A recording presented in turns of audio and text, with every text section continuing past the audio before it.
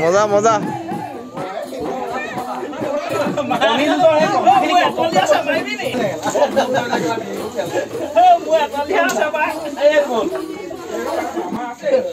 ৰঙালী বিহুৰ আজিৰ এই গৰু বিহু দিনটোত আমি ইয়াতে গৰু গা ধুওৱাৰ পিছতে পৰম্পৰাগতভাৱে আমি পৰম্পৰা ৰক্ষা কৰি কণীৰ যুঁজ অনুষ্ঠিত কৰিলোঁ বলমা আলোক যুৱ সংঘ পুথিভঁৰালৰ প্ৰাংগণত।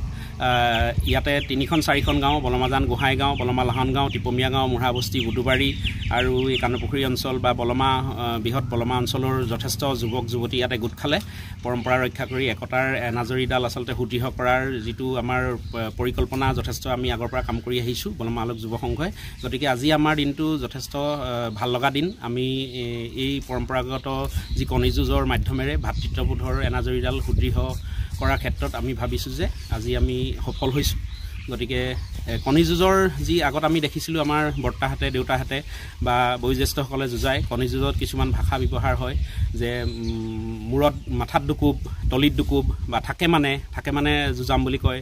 গতিকে এই এনেকুৱা তলিত দুকোব চাৰিকোব এই যিখিনি কথা আচলতে ভাল লগা কথা, সেইখিনি কথা আজিকালি উঠি অহা চামে বুজি নাপায় বা বহুতে নাজানেও, সেইখিনিও ইয়াতে আজি উপস্থাপন হৈছে।